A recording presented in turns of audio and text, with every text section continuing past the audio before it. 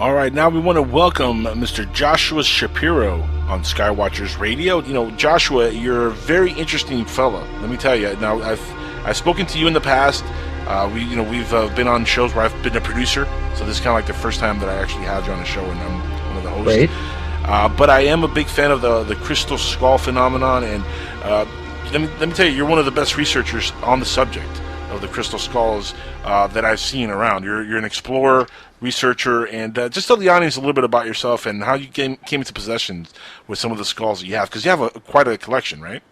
Yes, I do. I first started with the crystal skulls when I met an amethyst crystal skull that's considered to be ancient or very old, known as Ami, in 1983 in San Jose, California. Okay. My friend had a metaphysical bookstore across the street from the Rosicrucian Park there, and one day I went into her store to see if she needed copies of my first book, Journeys of an Aquarian Age Networker, which takes us back to the early 80s. And she pulls out a picture of this amethyst skull, and it really hit me very strongly. And this is what happens to you when you're going on your spiritual journey, is you will have magical moments where things that you've agreed to do before you were born are placed in front of you, and it just activates something. So when I saw the picture, I became very interested, and I remember, too, there was an inner earthquake and an outer earthquake that went on with that picture. Inner earthquake is vibrating strongly inside just looking at the picture, and then a real earthquake in California a little time shortly thereafter where, you know, the picture is vibrating on the table. So it was a very profound experience, and being an Aries who wants to understand everything that comes towards you, you know, I immediately had a chance to see that skull, and I felt a strong energy with it, and it was like that skull just said, Joshua, your purpose is to research these skulls and let people know about them and why they're important. But the other main message I got in that initial contact, and that was just through the picture, that was before I actually saw the skull, which was a couple of weeks later, was that the crystal skulls are re-emerging because they're here to help humanity create world peace. And that message, which I received back in 1983, has never changed. And as a result of that, now every month, like this Thursday, which is March 13th, we have people all over the world that are linking in with us with their crystal skulls, meditating for world peace and sending out a loving energy to the planet, which we've been doing since 2009. So we've probably done about 60 of these world peace meditations since that time. And we focus around doing it on the 13th of every month at the 13th hour, and the meditation goes for maybe 13, 15 minutes in total. So that's how I got started. And then, you know, I've just been traveling all over the world. I've done presentations, of course, in America, in Canada, in Peru, in Brazil, in Australia, all over Europe, Mexico too. Done some presentations, was on television there once with Jaime Maussan. Jaime Maussan, right. Yeah, good guy, Jaime Maussan. Exactly, because Jaime Maussan has two large crystal skulls, and one of them was quite old. Yeah. Now, there was a strange thing that happened, which I didn't know till somebody watched the show. They were filming me meditating with what I believe is quite an old skull. He calls it Rosie, and it's a human-sized rose quartz skull, so I was meditating holding it, and it looks like on the video there's blood that was coming out of my wrist on one of my hands. I didn't feel anything. I didn't have a sore or anything, but I was able to get a copy of that video, and you know how, like on the computer, you can play it backwards and forwards? And right. Sure enough, there was something that looked like blood that was coming out. So that was a really strange experience that happened in Mexico. But in Mexico City, there are strange energies there anyway, and they have a lot of sightings of UFOs. That's an understatement, my friend. There's a lot of strange energies coming out of Mexico. Oh, yeah. Well, don't forget, I'm wondering if there are any crystal skulls in what they call the dead zone there. That's interesting. I don't know the answer to that, but I definitely know about the dead zone. Mexico has actually been one of the countries where if you actually kick the ground, like Rosie, how Rosie came out is they were making a foundation of a building and building into the dirt, and that skull literally rolled out of the ground. So a lot of skulls Wait, hang on. Define road out of the ground. Well, they're digging in the earth, and they open something up, and the skull rolls out of the ground. That's what happens in Mexico. A lot of skulls are under the ground, and people are just finding them. And like when we did a Crystal Skull conference in 2009 in Mexico, people were bringing crystal skulls. I never saw any of these that, were just coming out of the ground in Mexico. They were buying them in local stores. Have you seen any physically, like, coming out of the ground yourself? Like, have you, like, seen it happen? Well, no, just realize they don't rise up out of the ground and start floating or anything. Okay. It's just that they're uncovered. Yeah, what they're you're saying, uncovered. Right? Okay, I thought they were physically... Yeah, that's what I was thinking too, I thought they were, like, physically, like the dead rising from the ground. Like, it's man, like I was creeped out for a second. Scarab beetles that are underneath that are pushing it up or something, No. I'm just saying they were digging and the skull comes out. Gotcha. Okay. All right. So now, you said the first one that you picked up, you felt this connection to, and you actually, like, it talked to you, basically. Yeah. Well, see, now we are 31 years later from 1983. Okay. So now I have some idea of what's going on, because it wasn't just talking with me.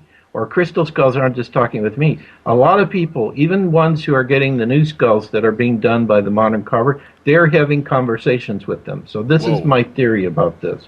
Okay. I think quartz crystal, first of all, is a material which allows communication with other dimensional beings and spiritual beings. This is just a property of quartz crystal. And this is a material which a lot of the skulls are made from. However, the definition of crystal skulls right now is not just they're quartz. They're any material people are starting to carve them from. They're calling them all crystal skulls. So some people are also having communication with other stones. But I just believe that these minerals, they allow, let's call it, other intelligences, to summarize it, to use them as a vehicle to communicate with people here. So let's take an example of one of the crystal skulls we have, the one that's been with me the longest. This is a newly made skull made by a very good carver in Brazil, Leandro da Silva, who's a good friend of mine. And it's almost human size. Human size is between 11 and 12 pounds of quartz. This one is about 10. And this Alan is about 14, I'm just saying. Yeah. Okay. And so this one, I go fast, so I know you tell jokes to keep your audience on toes, but anyway, I'm going to proceed because I only have an hour to talk about things that usually takes me about days.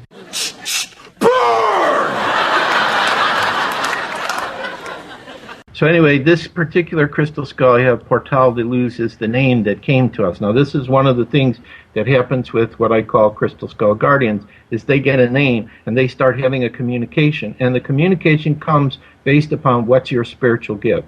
So when I'm hearing Portal de Luz speak to me, he's using what I call my think voice. You know, like when I read a book, I hear the words inside my head. So I call that my think voice. But that's how spirit will communicate with your inner voice. Yeah, you can call it an inner voice, your intuition, whatever. Right. But, you know, it's like all of a sudden you're getting ideas in my think voice. I know if it comes from him because I feel energy. I'm sensitive to energy. So what I think is happening, and also there was a medium that we work with here who also was one of the first to talk about this idea that there could be two Earths, a fifth-dimensional Earth and a third-dimensional Earth by 2015. I wanted to get to that because we were talking about that off the air. Can you explain to the audience what you mean by a fifth-dimensional Earth? Obviously, third-dimensional, I hope, everybody listening in, I hope you know what a third-dimensional Earth is like. Well, we're actually right now. I think we're a fourth dimension because the fourth. Well, if you count space and time, yeah, but, right, yeah. But we're third-dimensional in what we move up, down, left, right, so it's third-dimensional in that sense. So go ahead, Joshua.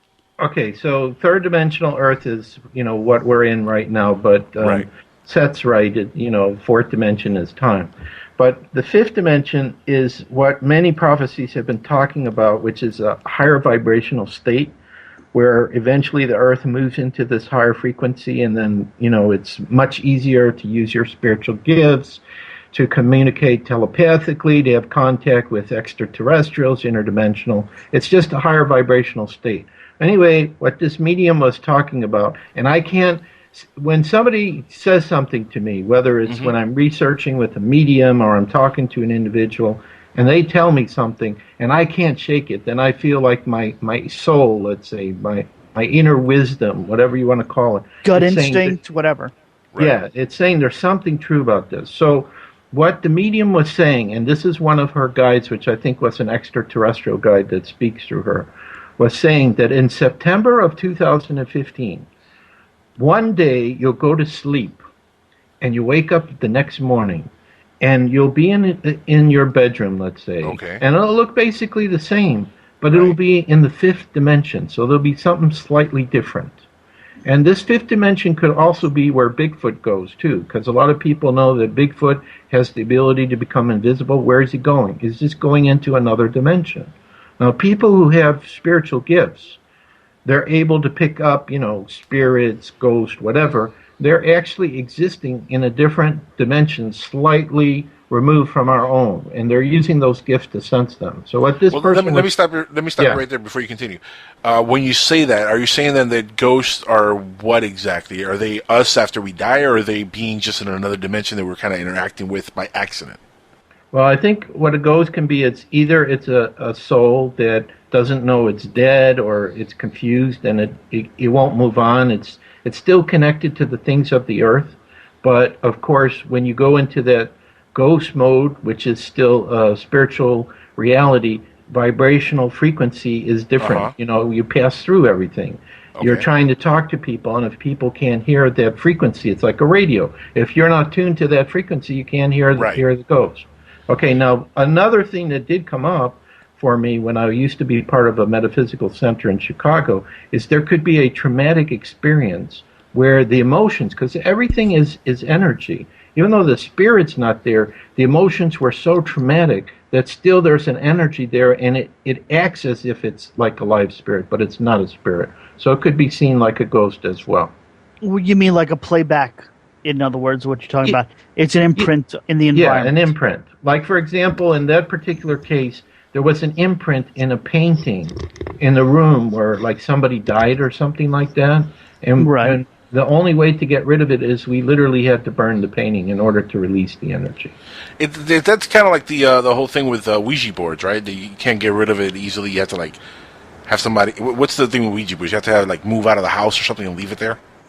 Well, what happens is, this is my opinion, is the ghost and the spirits that are attached to the earth, they're trying to do whatever they can to still have an experience of the earth. So the Ouija board acts as a dimensional door that allows both positive and negative beings to come through. That's why most people recommend you don't do it that way.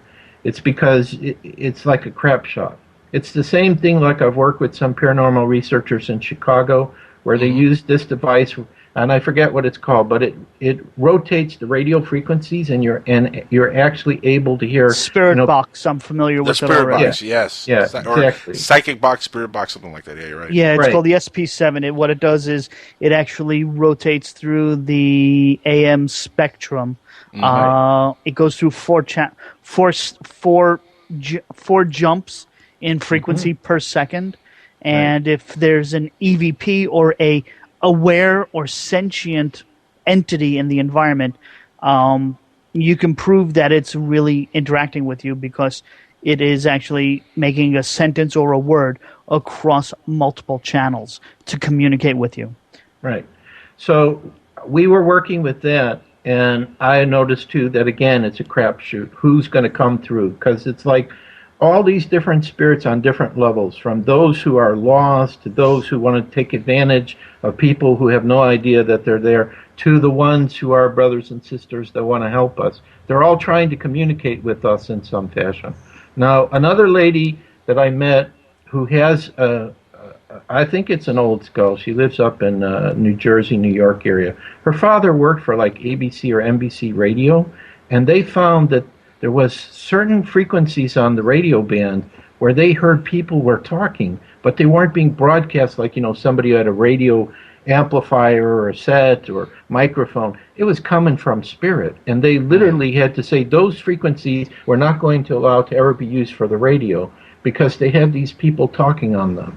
And spirit has been trying through, and especially any type of electronic device, whether it's computer, television, or whatever, they're using this as a way to communicate. And so I've had a little bit of experience with that, and I understand it. So that's what I think 2014 is about, is that our brothers and sisters in spirit who are really here to assist humanity to awaken, to remember we're all divine children of God, are using tools like crystal skulls to communicate with us, or these frequencies. And the strange thing that's been happening to me this year, and there's no way I can prove this, is it feels like there are people constantly talking behind me. I feel it, but I can't hear the words. It's just as if our vibrational frequency of our Earth is getting higher and higher, and it's coming to a point where one day, pretty soon, there's going to be more and more openings, and more phenomena that's going to go on. I mean, we already have amazing phenomena that's happening. You have crop circles. Yeah, but hold on. Is that a good thing or a bad thing? Let me ask you. No, Because that would obviously, be a good thing. in my opinion, not necessarily so, because, there are what we'll call evil spirits and evil, if you were bad in life, you're probably bad in death. Right. And if these people come through as well, isn't that going to cause more havoc as well? No, because That's a good question. Yeah. positive spirits that are coming through, it's like the skull experiment, if you had ever studied that one. That's the No. one where they had probably the most profound direct contact of any, circle of people sitting, or, mediums working, etc. The ones that are coming through, and I think this comes from an experience I had when I was living in Las Vegas, and a van struck me from behind. I have actually a PDF book people can actually get by donation about this, where a van struck me and I went in coma, and I have a memory that I was somewhere else for the 3 days that I was in the hospital, that I was at meetings, that I was having contact.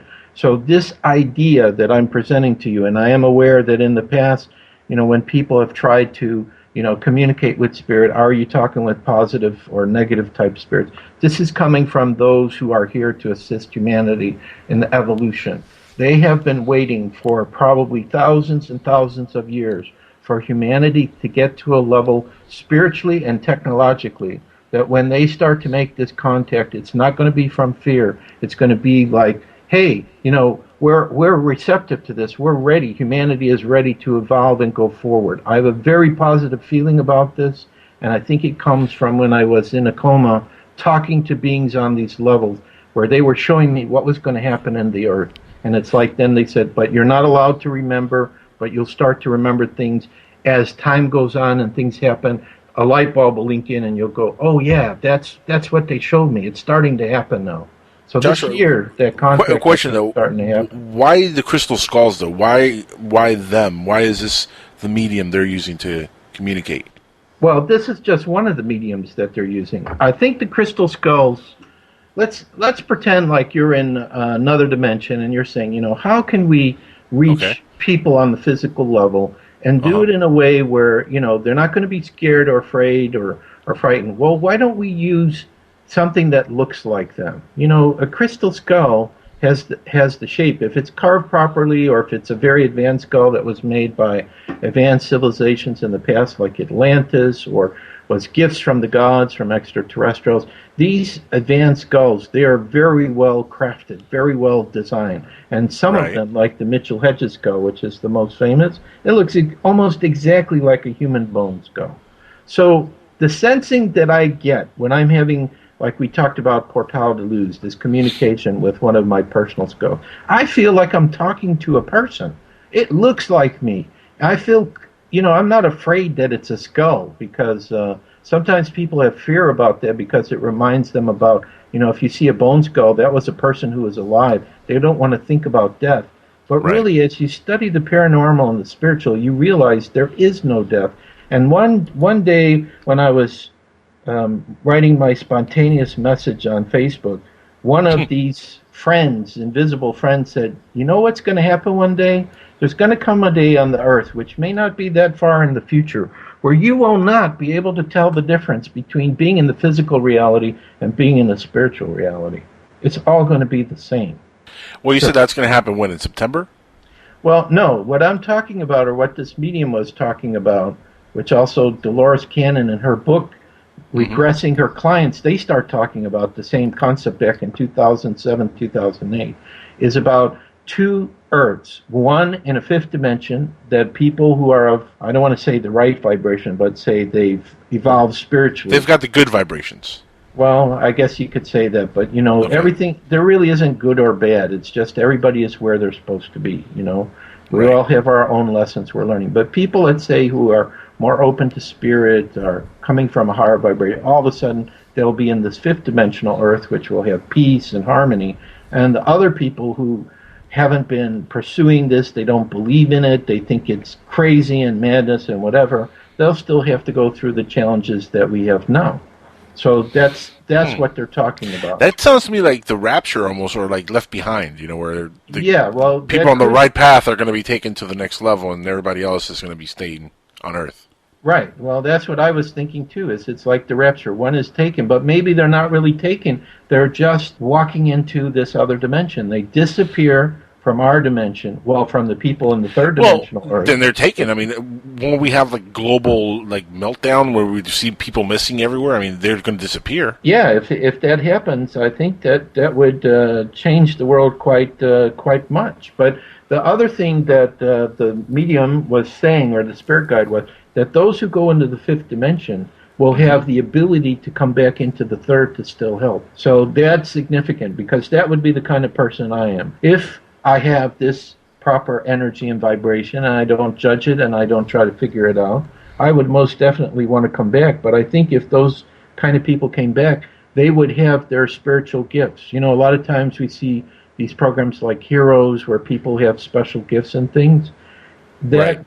These kind of shows, I think, is a reflection that all of us have these amazing capabilities inside of us. And as the vibration of the Earth gets higher and higher, some of those gifts and abilities are going to start coming out. Like for me... You think that, you think people are going to mutate to the fact that they have abilities like ability to fly or heal or teleport or something like that?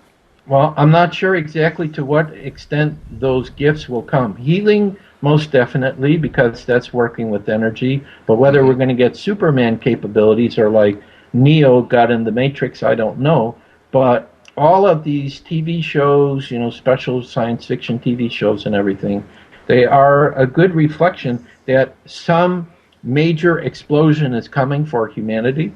And I believe that it's going to have to do with spiritual gifts. More and more people are starting to use their intuition, starting to have telepathic contact with other people. Crystal Skull Guardians are having some form of telepathic contact with their skull. There's obviously an intelligence that's speaking through the skull. So that's what my feeling is about it. I'm thinking this is why they're rebooting the TV show Heroes for 2015. Yeah. Could be. Yeah, it could very well be. So I think this is my... Good connection there, buddy.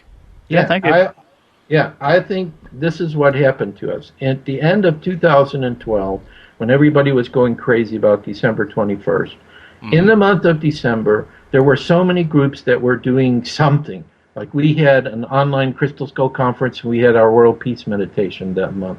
And I know there were other people who went to Mexico or sacred sites, and they were doing meditation. Some of them brought their crystal skulls with them to work with the energy. So what I think happened is the prophecy that, the world's going to end or it's going to shift at the end of 2012 wasn't quite right, but something started in that month. Then it went into 2013, which really wasn't a great year for a lot of spiritual people, including ourselves. We really were struggling, going up and down and trying to figure out how to keep going forward. But what happened for us, which was quite amazing, is finally that was the first year that we started to receive donations from people to help us. We had over 100 people that had sent us a donation from that year. And also I watched a miracle where we didn't know how we were going to pay our rent in January. There was a local office here who gets money from the city that we live in, and they have to give that money away to help people who are having trouble with rent and utilities. And they just paid the whole thing. And I picked up, while we were in that office, there was a female spirit around us that was so excited and happy. See, I'm getting chills now, so she's probably around me right now that I'm acknowledging her. that somehow interceded on our behalf. So we saw kind of like miracles where, the normal type of thing where you have to go to work, a 9-to-5 job, and you have to do it in a logical way. Last year was not a logical way for us to get forward from month to month. And at this point in time, it feels like finally after that year of tremendous challenge, now major doors are getting ready to open. There are a lot of changes that are happening for us. I didn't do one public presentation in the year of 2013. That's the first year since probably the early 1980s that I never did a presentation. Now my first presentation comes up probably from one of the last groups that I worked with in 2012, which is a paranormal club that's connected to Boeing out here in the Seattle area, which is very, very interesting. And wait a minute. A paranormal club that's linked to Boeing as in the aircraft manufacturer? Yes, that's correct. These are their employees. They formed a paranormal club that has existed here, I think, for like 15, 20 years or whatever. They're responsible for major, like psychic fairs and everything.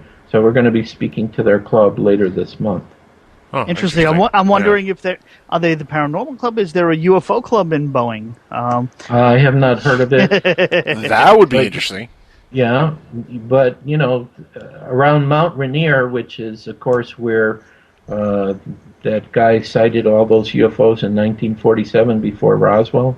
Mm-hmm. I don't know what's happening to me as I'm getting older. I'm forgetting the names of all these people that had special experiences. There were like 7 or 9 craft that flew by Mount Rainier, and there was. You're talking about Kenneth Arnold's UFO sighting? Yes, exactly. Okay. That's what I'm talking. See, that's why I have you guys, because if I forget something, you guys already know all this stuff. I'm slightly a little bit younger, so I have a couple memories left. Just a couple. Yeah, what do you say? Yeah, well, I'm not that bad. No, he's not that. Alan, I'm still he's not pretty that active, Okay. I have to be. With our World Peace Meditation, I had to invite like about 2,500 people on Facebook and all the other places and do it quickly. So it's okay. I'm so old. I'm having amnesia and deja vu at the same time. Yeah, he is. So anyway, Joshua, real quick, let me ask you something. Have you had because you're talking about the paranormal group, but have you had like MUFON take a look at your collection of skulls and or some other ufology based group that are researchers, maybe scientists that could examine these skulls?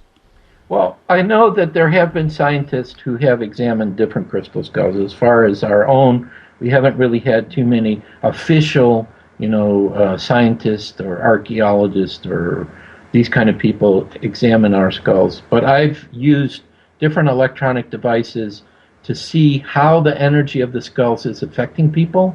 And if I am ever able to figure out how to reprint a book that's only come out as an e-book, and part of it has come out in 3 countries in Europe, that research that I have would be in that book. That book was called Journeys of the Crystal Skull Explorers.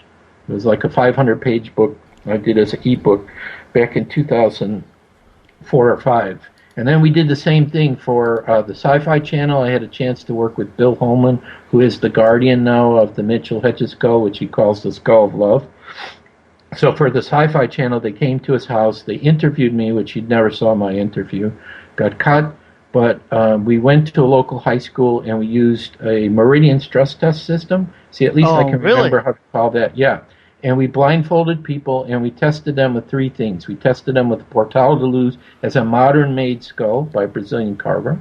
We tested them with the Mitchell Hedges skull as a very old or ancient skull, and we tested them with a piece of quartz crystal.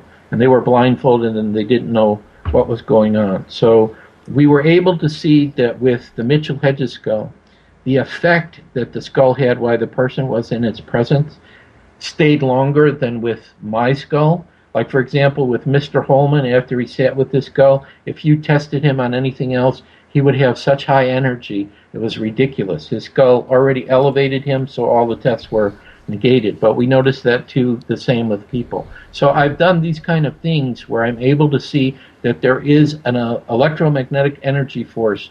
That's how I describe what's around the skulls. And, of course, our aura is electromagnetic, so it's going to affect people in different ways. And see, it's the force. I'm telling you, it's the force. It kind of is, yeah.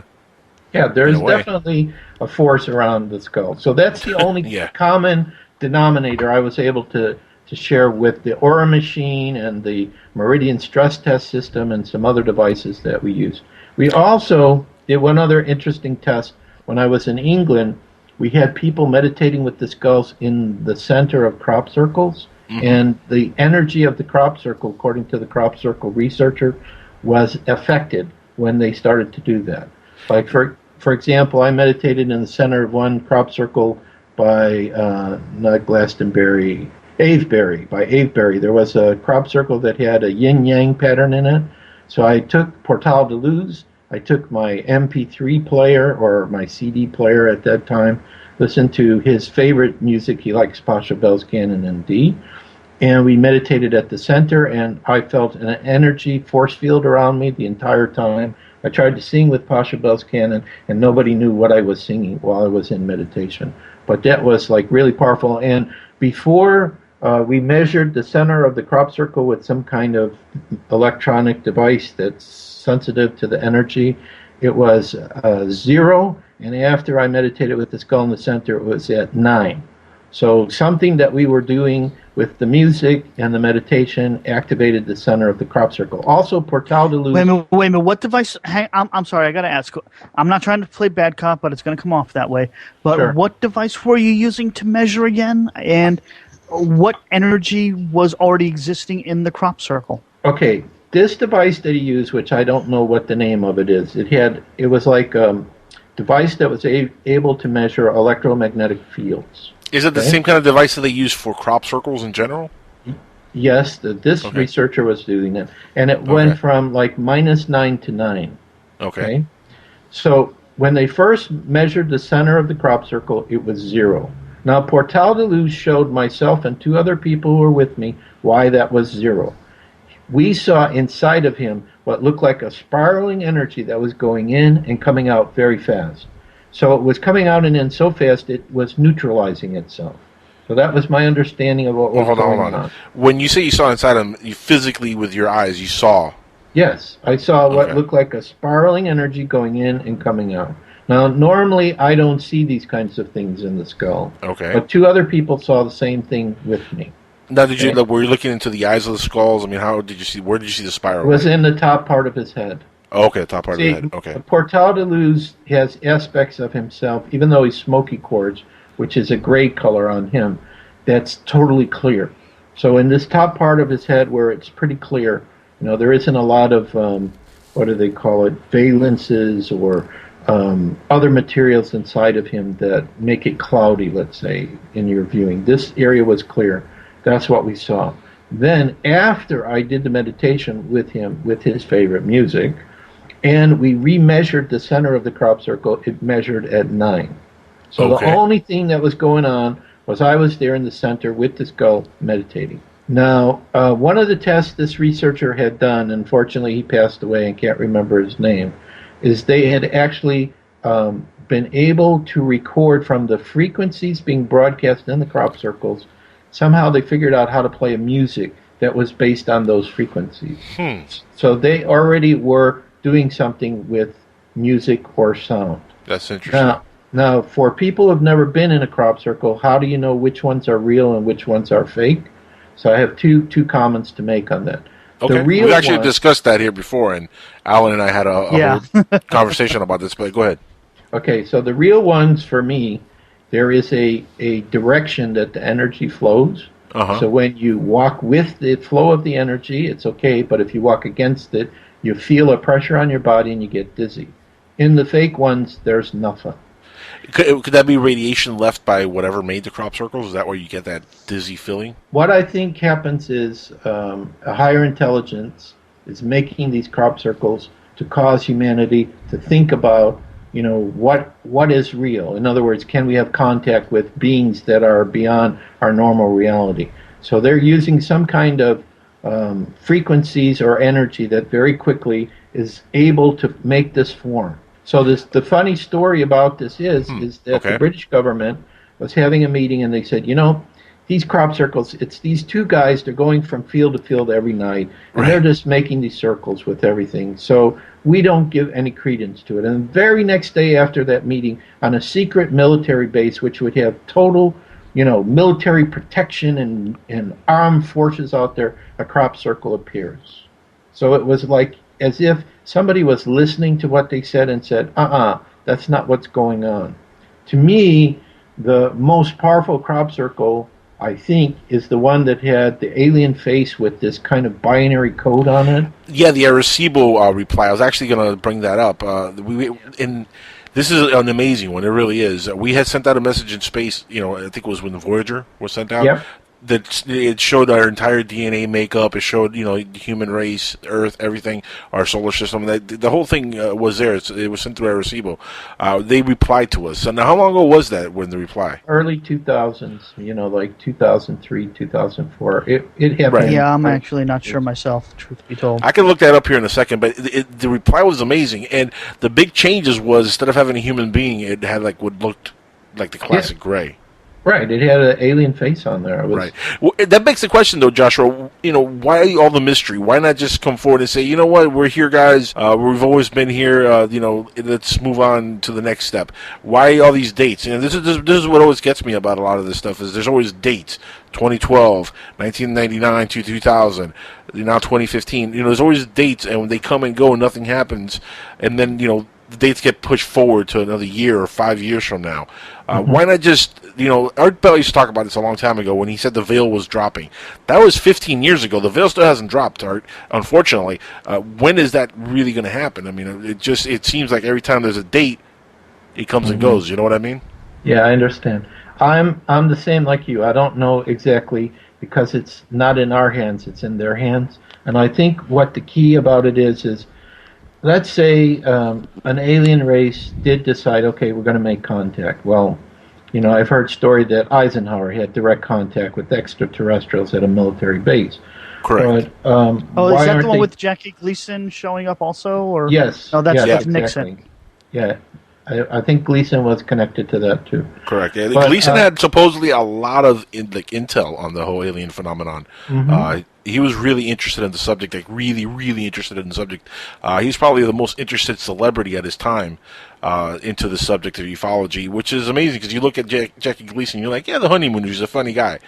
But his interest was, and he had so many connections back then. He was connected to the mafia, he was connected to gambling, he was connected to TV, obviously movies and everything. He was really well connected in everywhere. So it's amazing how much intel supposedly he got, though, right, Joshua? Yeah, definitely.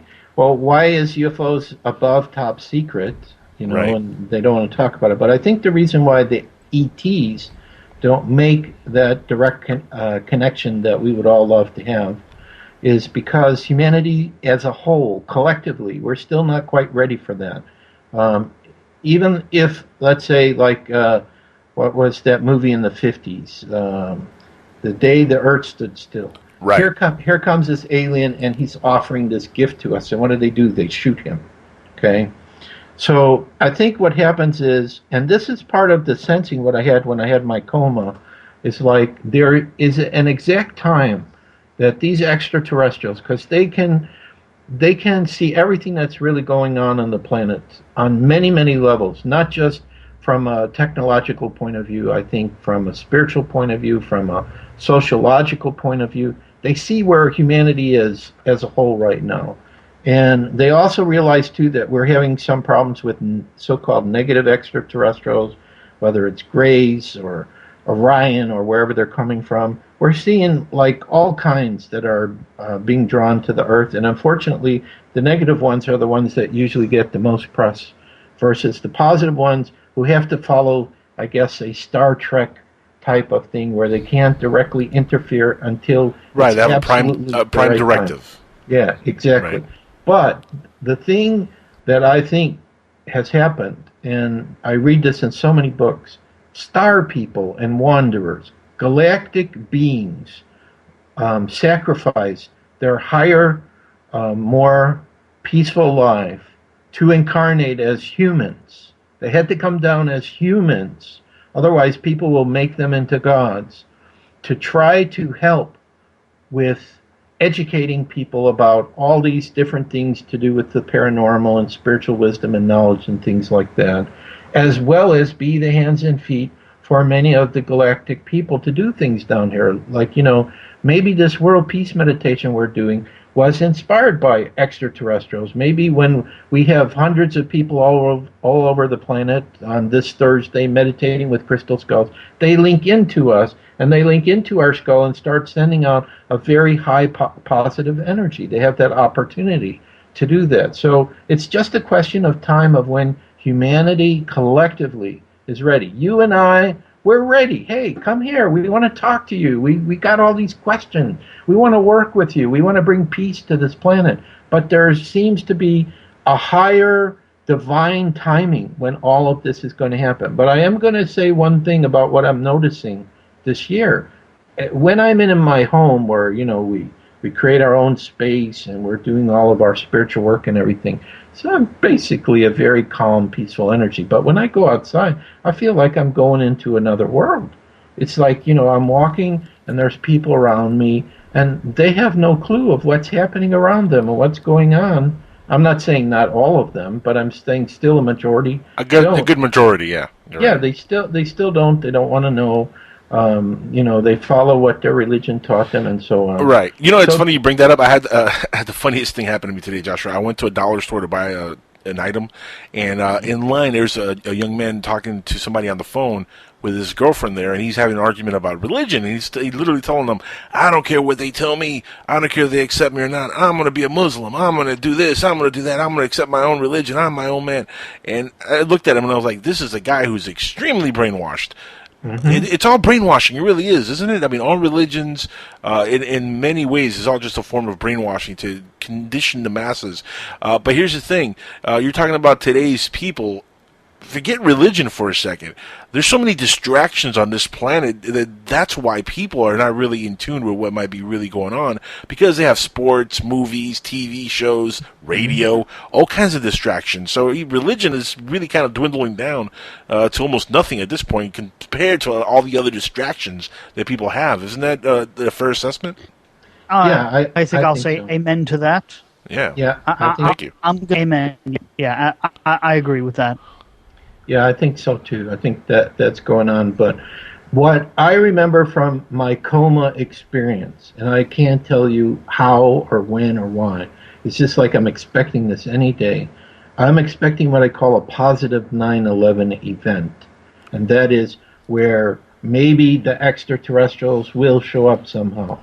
And they do something, but it's done in a positive way to not cause fear and panic.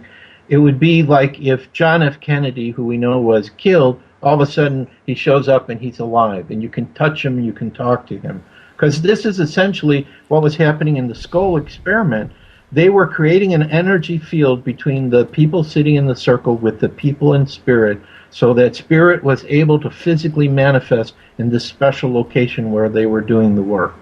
So this is what I'm sensing in 2014, is the veil's getting thinner.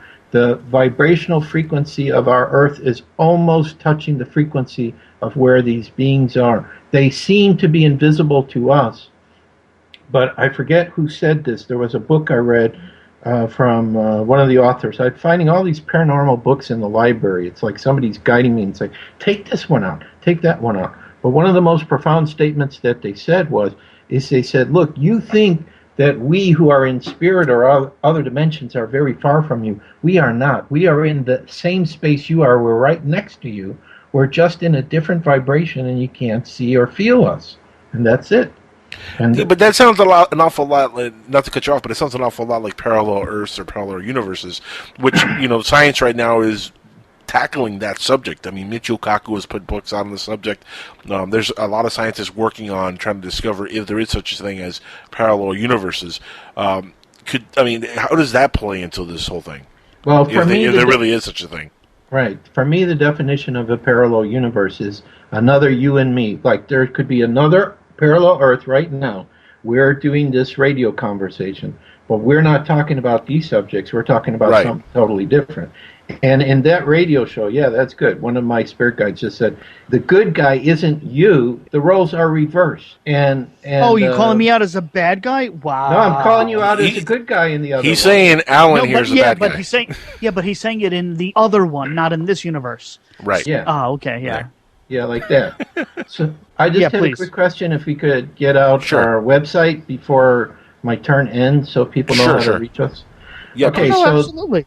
yeah, thank you. So if people are interested in any of these subjects, they want to learn more about crystal skulls or anything paranormal, our main website is really easy. It's crystalskullexplorers.com. So if they just look up Crystal Skull Explorers on Google, they'll find us immediately. Or actually, I looked up my name on Google, Joshua Shapiro, link with crystal skulls, or just Joshua Shapiro, period, and I'm on the first page.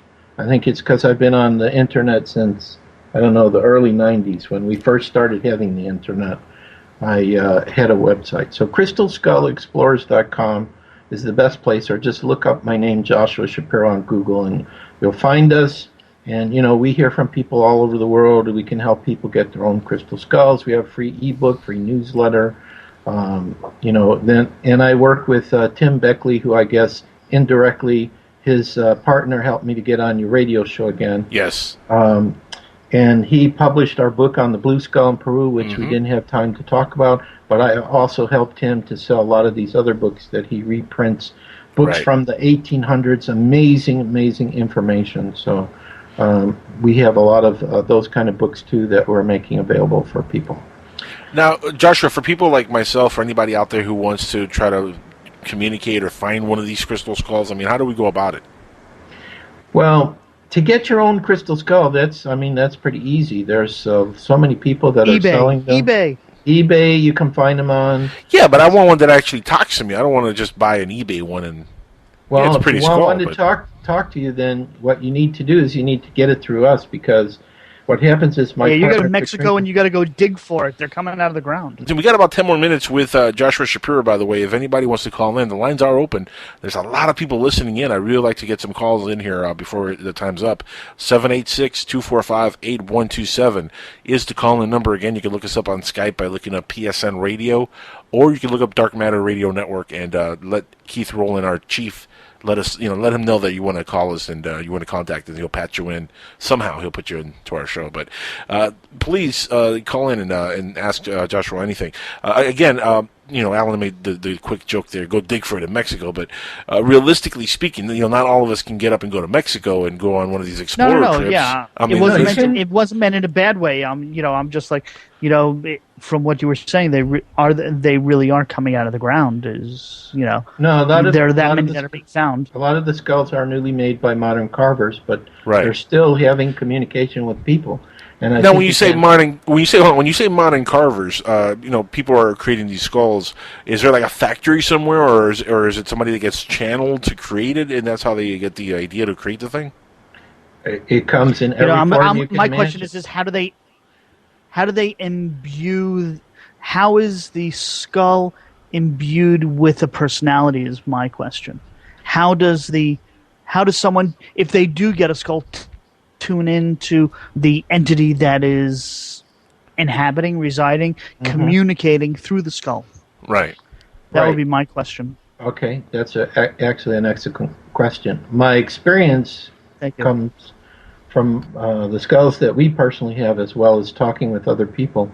I think it has a lot to do with who's the person that, I don't call them the owner, I call them a guardian or a caretaker. That actually what I think happens is, anyway, this is what was told to me through Portal de Luz, that even before the skull was made by the carver, the quartz, the crystal, knew that eventually it was going to find me that made this skull.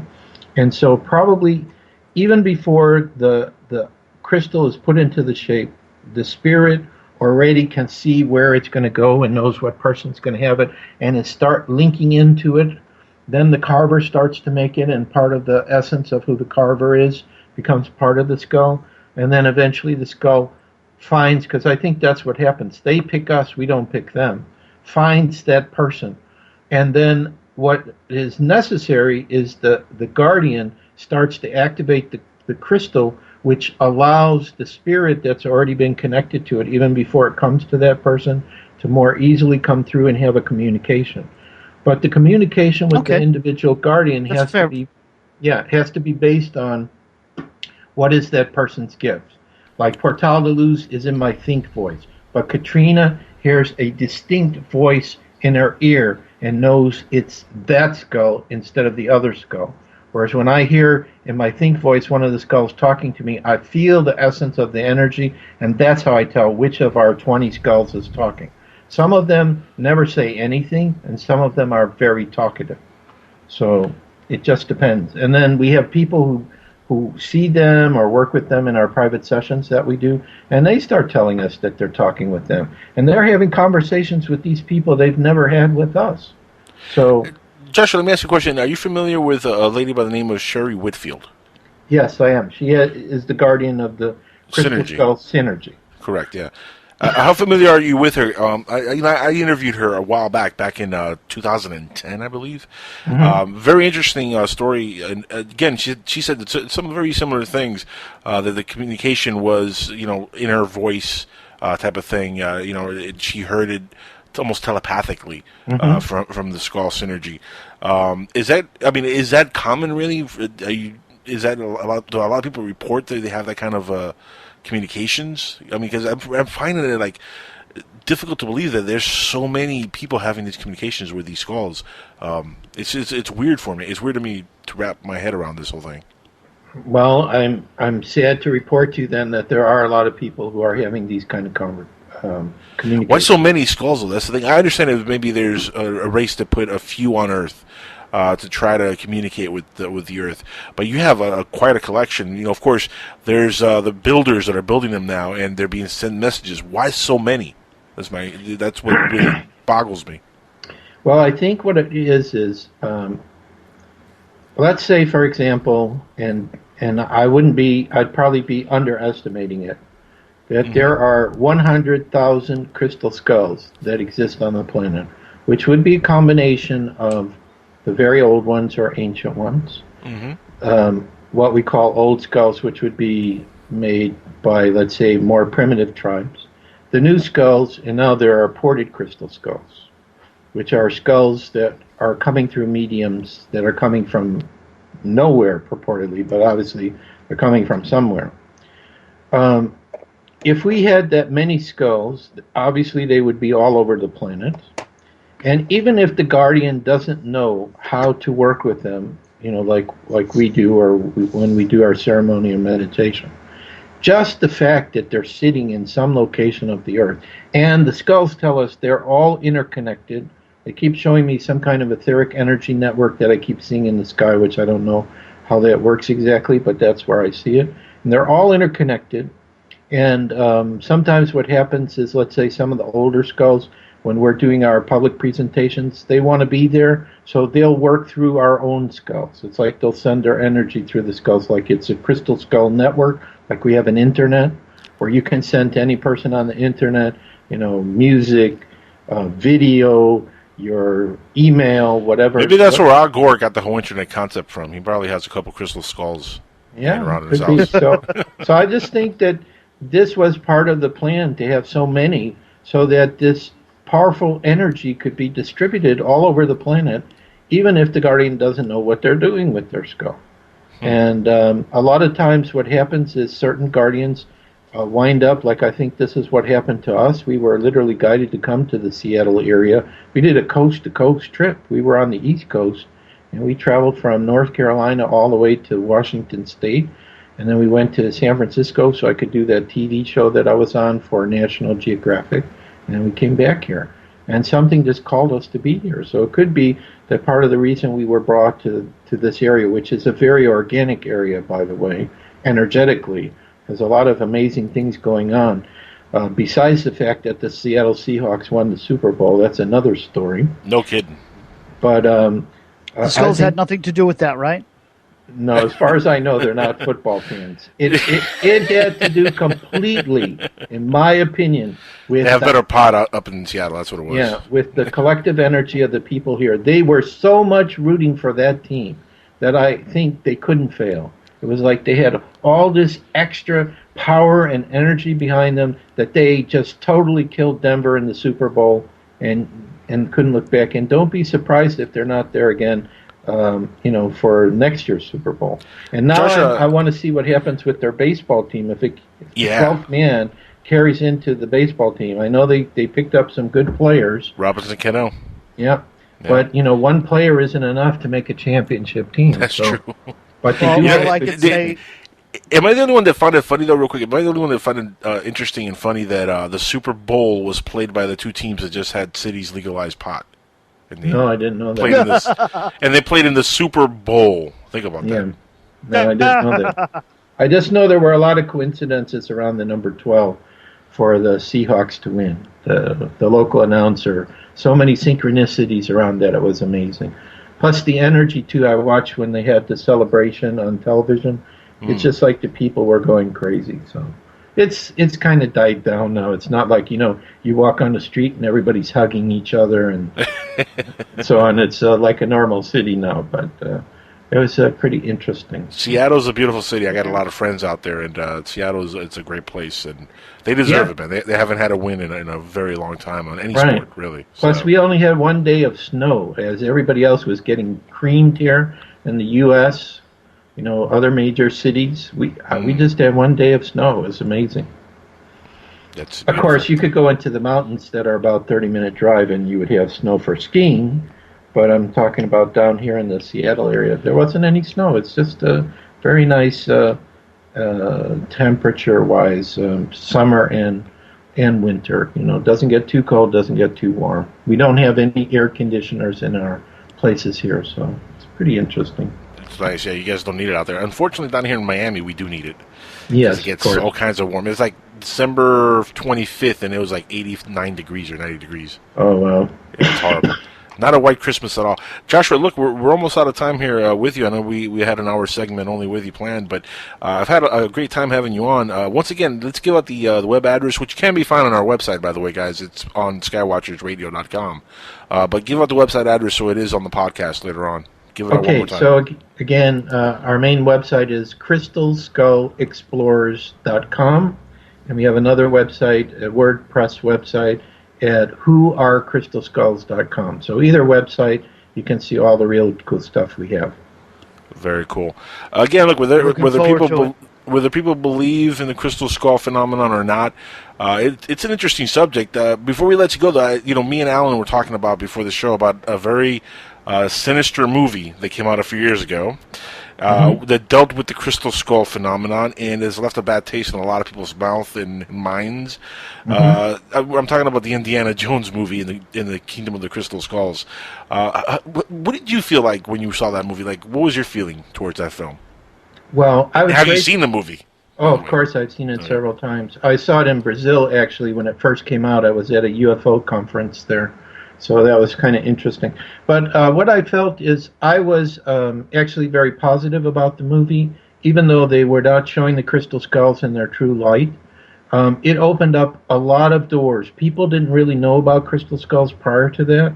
And even though they showed like a sinister aspect to the skull, they showed some true aspects about the skull as well, like the connection with UFOs and things like that. So, well, there really wasn't that much sinister stuff. I mean, when you look at it, the skull was just trying to find his way back to the collective so they could take off. I mean, there was the sinister was the bad guys trying to get to the skull and find out, what the secret was and stuff. But the skulls itself was kind of like neutral. There really wasn't anything sinister. Do you think that could happen though if all the skulls are collected up like that and rounded up? Do you think that might be a possibility that all of a sudden they unite like that and that is what drops the veil to the next dimension? Yes, I do that, but which collection of skulls that will be, I don't know. I mean, there's been gatherings of more than 13 skulls. At these conferences, they've had hundreds of skulls together, and of course, nothing happened like that. But I think that there is a specific set or sets of skulls that need to come together, that when the right ones do in the right place, that such a happening, taking the world into a higher vibrational frequency is possible. And this is part of the prophecies that some of the indigenous cultures who are connected with crystal skulls talk about. So that feels really comfortable for me, but it's a timing thing, and it's not something that somebody can make an appointment for and say, okay, on this date we're going to bring them all together and this is going to happen. I think it's just going to happen spontaneously, right time, right place, boom. And that's what I show in my movie. We have an action adventure film we have a script for where I show that happening. That spontaneously on a certain day, 13 skulls come together in a certain place in Brazil, and the world transforms into peace instantaneously after that event happens. But before it happens, there's the good and the bad forces having to fight with each other. The bad forces trying to prevent the skulls from coming together and have the power of the skulls, and the good forces trying to make sure that everyone comes together in the right time at the right place. So I think that has happened in the past, and probably to some degree is still going on. There are probably some skulls that maybe some governments have, that aren't sharing them with the people or whatever, but eventually it will all work out, and I have this guide who says he's me in our future, and I just see total world peace coming, so I just accept that. Well, let me ask you, if the 2015 date, which is September 2015, come and goes and nothing happens, where do you go from there? Well, I don't really place value specifically like on the dates. I'm just saying the information the guide said. I think the concept is sound.